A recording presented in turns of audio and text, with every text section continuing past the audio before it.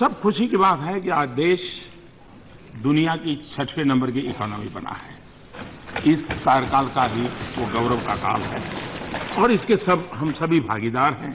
नीति निर्धारण यहीं से हुआ है और $5 ट्रिलियन की इकोनॉमी बनने की दिशा में हम दरवाजे पर दस्तक देने की तैयारी में हैं। इतनी तेजी से बढ़ रहे हैं, इसके लिए भी इस सदन की गतिविधियां का अपना बहुत बड़ा रोल है। आज भारत का अपना आत्मविश्वास बहुत बढ़ा है और आगे बढ़ने की बड़ी ताकत होती है आत्मविश्वास। जीतने की ताकत होती है आत्मविश्वास। संकटों से जूझने के सामर्थ्य होता है आत्मविश्वास। आज देश आत्मविश्वास से भरा हुआ है। इस सदन ने जिस सामूहिकता के साथ, जिस गति के साथ, जिस निर्णय प्रक्रियाओं को आगे बढ़ाया है, इस विश्वास को पैदा करने में इसने बहुत बड़ी भूमिका अदा की है। आज विश्व की सभी प्रतिष्ठित संस्थाएं, विश्व मान्य संस्थाएं भारत के उज्जवल भविष्य के संबंध में बिना हिचकिचाहट एक स्वर से उज्जवल भविष्य के संबंध में अपनी संभावनाएं बताते रहते हैं और ये देश के लिए स्वाभाविक रूप से यही कालखंड रहा है कि भारत डिजिटल वर्ल्ड में अपनी जगह बना चुका है, अनेक उपलब्धियां प्राप्त की है। ऊर्जा के क्षेत्र में, ऊर्जा बचत के क्षेत्र में भारत ने दुनिया जब ग्लोबल वार्मिंग की चर्चा कर रही है, उस ग्लोबल वार्मिंग के जमाने में यह देश है जिसने इंटरनेशनल सोलर अलायंस को लीड किया और जिस प्रकार से आज विश्व में पेट्रोलियम प्रोडक्ट वाले देशों की एक गठबंधन की ताकत बनी है, वो दिन दूर नहीं होगा जब भारत के इस निर्णय का असर आने वाले दशकों में नजर आएगा। उतनी ही ताकत के साथ इंटरनेशनल सोलर अलायंस एक ग्लोबल वार्मिंग के खिलाफ की लड़ाई, पर्यावरण की रक्षा की चिंता, लेकिन दुनिया को एक अल्टरनेट जीवन देने की व्यवस्था, ये करने में मैं मानता हूं ये कार्यकाल अपनी बहुत बड़ी भूमिका अदा कर रहा है।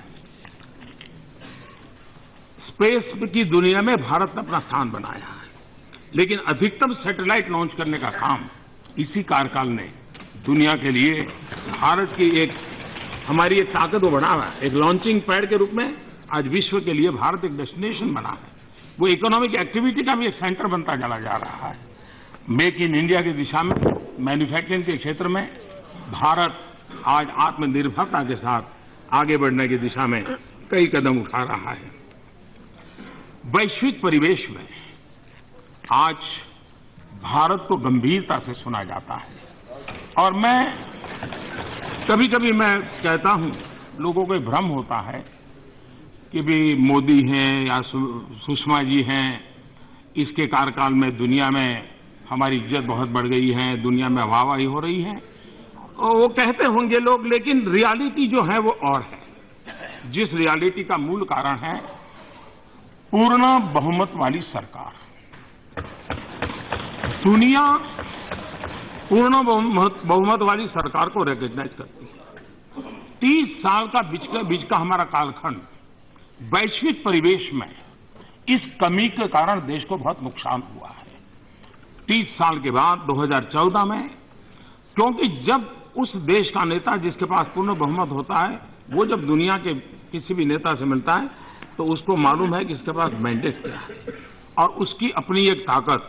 इस बार मैंने 5 साल अनुभव किया है कि विश्व में देश की एक स्थान बना है और उसका पूरा यश न मोदी को जाता है न सुषमा जी को जाता है, 125 करोड़ देशवासियों के 2014 के उस निर्णय को जाता है। उसी प्रकार से इसी कार्यकाल में विदेशों में अनेक संस्थाओं में भारत को स्थान मिला, विदेशों में सुना गया। अब हम देखें बांग्लादेश, इसी सदन ने सर्वसम्मति से लैंड डिस्प्यूट का सॉल्यूशन किया। ये बहुत बड़ा काम किया। भारत विभाजन से विवादास्पद और बांग्लादेश बनने के बाद संकट के रूप में चला आया, लेकिन उसका समाधान भी इसी सदन ने किया। और मैं समझता हूं कि हमारी अपनी एक विशेषता रही है कि हमने मिलजुल कर इस काम को किया और दुनिया को सर्वसम्मति का संदेश, दुनिया को बहुत बड़ी ताकत देने वाला संदेश गया है। और मैं इसके लिए इस सदन का विशेष रूप से आज फिर से आभार व्यक्त करना चाहता हूं, सभी दलों का आभार व्यक्त करना चाहता हूं। उसी प्रकार से हमारी विदेश नीति का एक नया पहलू उभर करके आया है। दुनिया में ह्यूमन राइट्स, ह्यूमन वैल्यूज जाने अनजाने में जैसे किसी दुनिया के किसी एक छोर का ही अधिकार रहा है, बाकी लोगों को तो कोई इससे लेना देना ही नहीं है।